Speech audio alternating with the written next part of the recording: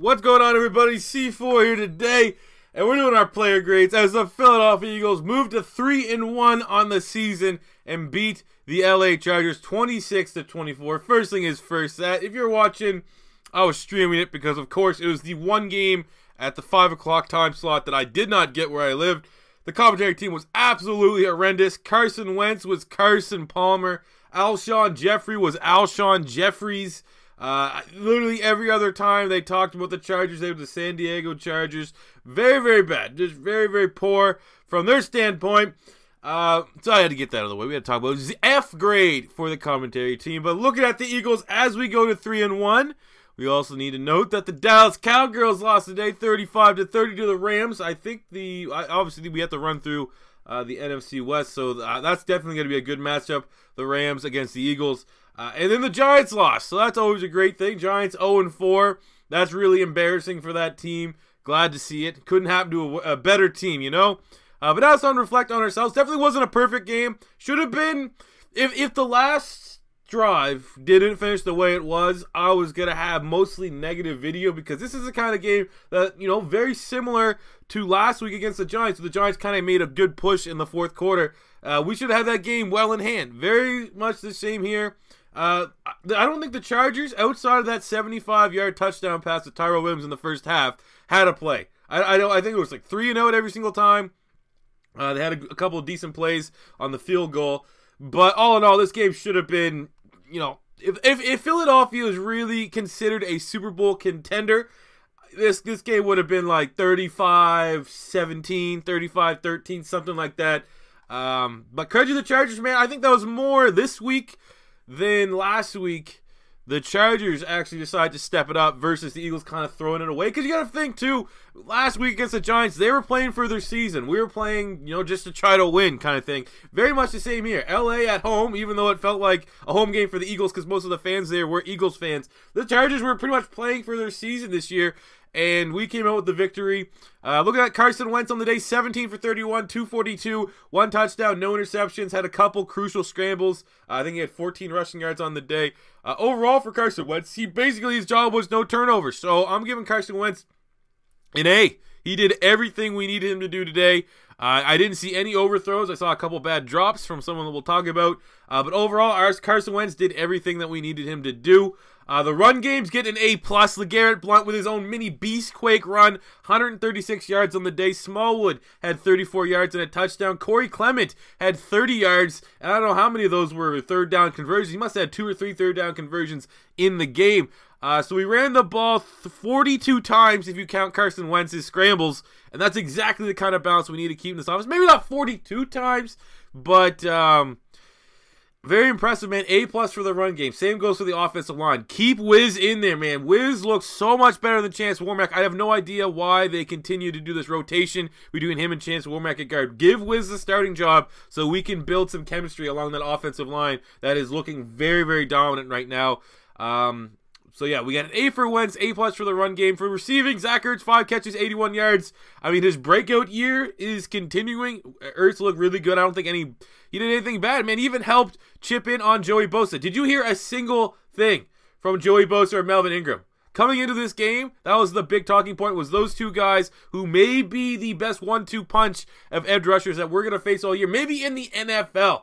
You know, both those guys set the league on fire. And Jason Peters and Lane Johnson prove why they're 2 of the top tackles in football today. And in my opinion, the best tackle combination right now in the NFL. Yes, I'm talking to you, Tennessee, with Luan and I can't even think of Conklin. I'm saying right now, name a better offensive tackle pairing than Jason Peters and Lane Johnson. I'll wait.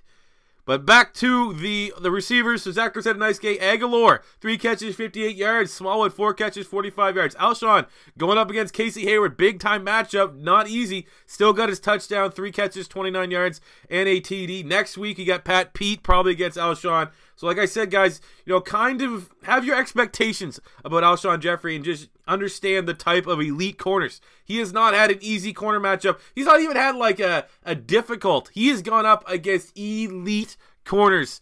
And now, you know, it doesn't get any easier with Pat Pete. I think 2 weeks from now we take on the Panthers, so that's going to be his first break, and I expect a big game there. But receivers, again, a B+. I mean, no 100-yard receivers, only one receiving touchdown on the day, so it's going to be tough to get them anything much better. But I didn't see really any drops outside of Torrey Smith, who I guess has now taken Nelson Aguilar's spot as the guy that's just going to have, soul-crushing drops throughout the game. Kicking, Jake the Snake. If you don't follow me on Twitter, that's his new nickname. Jake the Snake Elliott, 4 on his field goals, along in 53, 14 points on the game. I mean, I have Justin Tucker in all my fantasy leagues, and I'm dropping him this week for Jake Elliott. I like it. Plus, it's not a good sign, but I think Philadelphia is going to have plenty of times throughout this season where they're frustratingly not going to be able to get touchdowns or got to settle for field goals. But Jake Elliott and special teams, Donnie Jones look good. B+ for special teams. I mean, we didn't have a big return. We might as well give him an A because they didn't make a single mistake. And then finishing up here with the defense, Jordan Hicks had 9 tackles on the day, 6 tackles for Malcolm Jenkins. We had a sack for Bo Allen, a sack for Chris Long. That was a sack fumble. That was a great play that I didn't get to see because my stream kept bugging up.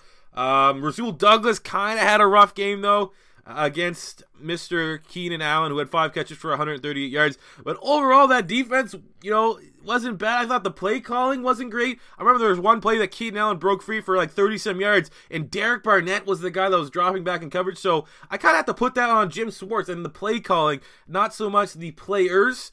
But overall, defense did an all right job. I'll give them a B- for the day on the defense. But overall, an A grade for the Philadelphia Eagles. I was about to, get real upset with the fact that this game was as close as it was. But the ability of this team to be able to get the ball up to, with how much time was that? 4 minutes? 5 minutes? And kill the game off. I can't remember the last time Philadelphia did that. Something simple, some power football.